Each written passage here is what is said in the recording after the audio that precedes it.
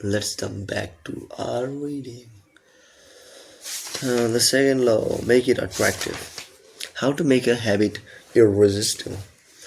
In the 1940s, a Dutch scientist named Nico Tinbergen performed a series of experiments that transformed our understanding of what motivates us. Hindenburg, who eventually won a Nobel Prize for his work, was investigating herring gulls, the gray and white birds often seen flying along the seashores of North America. Adult herring gulls have a small red dot on their beak, and Tinbergen noticed that newly hatched chicks would peck this spot whenever they wanted food. To begin one experiment, he created a collection of fake cardboard beaks, just a head without a body. When the parents had flown away, he went over to the nest and offered these dummy beaks to the chicks. The beaks were obvious fakes, and he assumed the baby birds would reject them altogether. However, when the tiny girls saw the red spot on the cardboard beak, they pecked away just as if it were attached to their own mother. They had a clear preference for those red spots, as if they had been genetically programmed at birth. Soon, Tinbergen discovered that the bigger the red spot, the faster the chicks pecked. Eventually, he created a beak with three large red dots on it. When he placed it over the nest, the baby birds went crazy with delight. They pecked at the little red patches as if it was the greatest beak they had ever seen. Tinbergen and his colleagues discovered similar behavior in other animals.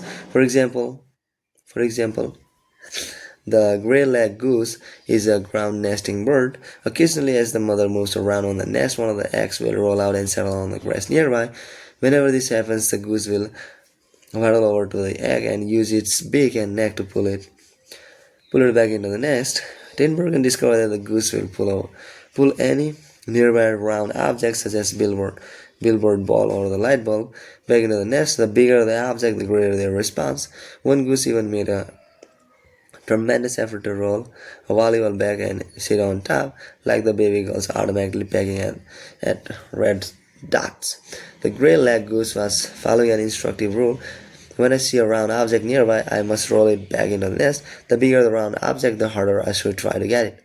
It's like the brain of each animal is preloaded with certain rules or behavior, and when it comes across an exaggerated version of that rule, it lights up like a Christmas tree. Scientists refer to these exaggerated cues as supernormal stimuli. A supernormal stimulus is a heightened version of reality, like a beak with three red dots or an egg the size of a volleyball, and it elicits a stronger response than usual. Humans are also prone to fall for exaggerated versions of reality. Junk food, for example, drives our reward system into a frenzy. After spending hundreds of thousands of years hunting and foraging for food in the wild, the human brain has evolved to place a high value on salt, sugar, and fat. Such foods are often calorie dense, and they were quite rare when our ancient ancestors were roaming the savannah. When you don't know where your next meal is coming from, eating as much as possible is an excellent strategy for survival. Today, however, we live in a calorie-rich environment. Food is abundant, but your brain continues to crave it like it is scarce. Placing a high value on salt, sugar, and fat is no longer advantageous to our health, but the craving persists because the brain's reward centers have not changed for approximately 50,000 years. The modern food industry relies on stretching our Paleolithic instincts beyond their evolutionary purpose. A primary goal of food science is to create products that are more attractive to consumers. Nearly every food in a bag, box, or jar has been enhanced in some way, if only with additional flavoring. Companies spend millions of dollars to discover the most satisfying level of crunch in a potato chip or the perfect amount of fizz in a soda. Entire departments are decided to decided to decided to optimizing how a product fills your mouth. A quality known as auto sensation, French fries, for example, are a potent combination: golden brown and crunchy on the outside, light and smooth on the inside. Other processed foods enhance dynamic contrast, which refers to items with a combination of sensations like crunchy and creamy. Imagine the gooiness of melted cheese on top of a crispy pizza crust, or the crunch of an Oreo cookie combined with its smooth center. With natural unprocessed foods, you tend to experience the same sensations over and over. How's that 17th bite of kale taste? After a few minutes, your brain loses interest and you begin to feel full. But foods, but foods are that are high in dynamic contrast keep the experience novel and interesting, encouraging you to eat more. Ultimately, such strategies enable food scientists to find the bliss point for each product, the precise combination of salt, sugar, and fat that excites your brain and keeps you coming back for more. The salt, the result, of course, is that you overeat because hyperpalatable foods are more attractive to the human brain, as Stephen Guyen, a neuroscientist who specializes in eating behavior and obesity, says, we've gotten too good at pushing our own buttons. The modern food industry and the overeating habits it has spawned is just one example of the second law of behavior change make it attractive. The more attractive an opportunity is, the more likely it's to become habit forming. Look around. Society is filled with highly engineered versions of reality that are more attractive than the world our ancestors evolved in. Stores feature mannequins with exaggerated hips and breasts to sell clothes. Social media delivers more likes and praise in a few minutes than we could ever get in the office or at home. Online porn splices together stimulating scenes at a rate that would be impossible to replicate in real life. Advertisements are created with a combination of ideal lighting, professional makeup, and Photoshop edits. Even the model doesn't look like the person in the final image. These are the supernormal stimuli for our modern world. They exaggerate features that are naturally attractive to us, and our instincts go wild as a result, driving us into excessive shopping habits, social media habits, porn habits, eating habits, and many others. If history serves as a guide, the opportunities of the future will be more attractive than those of today. The trend is for reward to become more concentrated and stimuli to become more eating. Junk food is a more concentrated form of calorie than natural foods. Hard liquor is a more concentrated form of alcohol than beer. Video games are a more concentrated form of play than board games. Compared to nature, these pleasure-packed experiences are hard to resist. We have the brains of our ancestors, but temptations they never had to face. If you want to increase the odds that a behavior will occur, then you need to make it attractive. Throughout our discussion of the second law, our goal is to learn how to make our habits irresistible. While it's not possible to transform every habit into a supernormal stimulus, we can make any habit more exciting. To do this, we must start by understanding what a craving is and how it works. We begin by examining a biological signature that all habits share, the dopamine spike. The dopamine-driven feedback loop. Scientists can track the precise moment a craving occurs by measuring a neurotransmitter called dopamine. The importance of dopamine became apparent in 1954 when the neuroscientists James Alls and Pettler Milner ran an experiment that revealed the neurological processes behind craving and desire. By implementing electrodes in the brain of rats, the researchers blocked the release of dopamine. To the surprise of the scientists, the rats lost all the will to live. They wouldn't eat, they wouldn't have sex, they didn't crave anything. Within a few days, the animals died of thirst. In follow-up studies, other scientists also inhibited the dopamine-releasing parts of the brain, but this time they squirted little droplets of sugar into the mouths of the dopamine-depleted rats. Their little rats' faces lit up with pleasurable grins from the tasty substance. Even the dopamine was blocked, they linked the sugar just as before, they just didn't want it anymore. The ability to experience pleasure remained, but without dopamine, desire died, and without desire, action stopped. When other researchers reversed this process and flooded the reward system of the brain with dopamine, animals performed habits at a breakneck speed. In one study, mice received a powerful hit of dopamine each time they poked their nose in a box.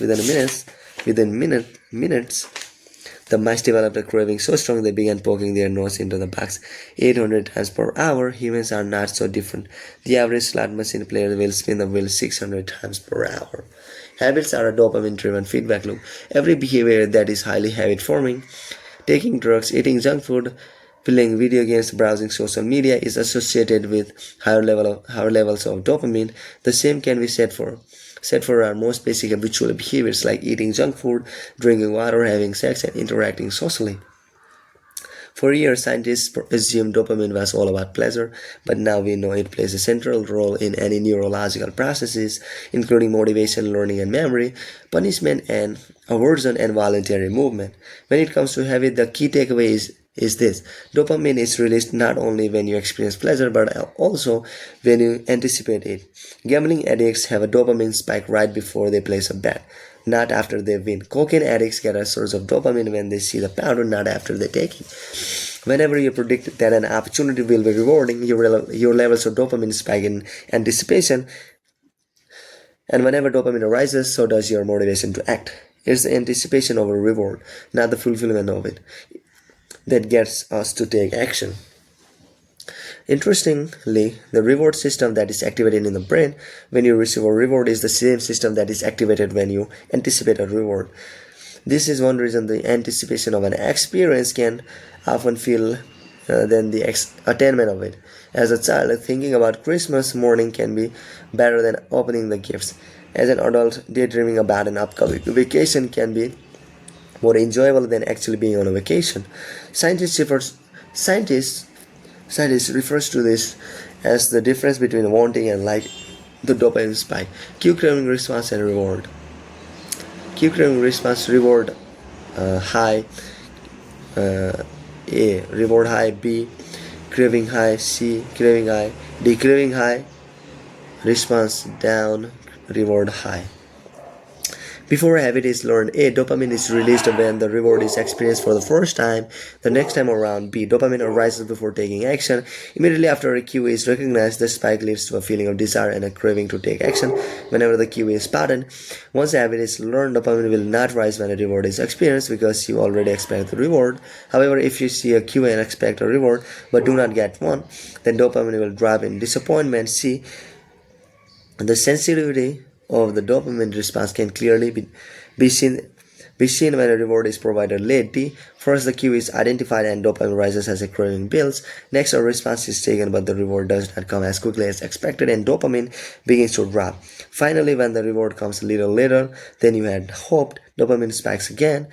It's as if the brain is saying, "See, I knew I was right. Don't forget to repeat the action next time." Your brain has far more neural circuitry allocated for wanting rewards than for liking them. The wanting centers in the brain are large: the brainstem, the nucleus accumbens, the ventral tegmental area, the dorsal striatum, the amygdala, the portion of the prefrontal cortex. By comparison, the liking centers of the brain are much smaller. They are often referred to as hedonic hotspots and are distributed like tiny islands throughout the brain. For instance, researchers have found that 100% of the nucleus accumbens is activated during wanting. Meanwhile, only 10% of the structure is activated during liking. The fact that the brain allocates so much precious space to the regions responsible for craving and desire provides further evidence of the crucial role these processes play. Desire is the engine that drives behavior. Every action is taken because of the anticipation that precedes it.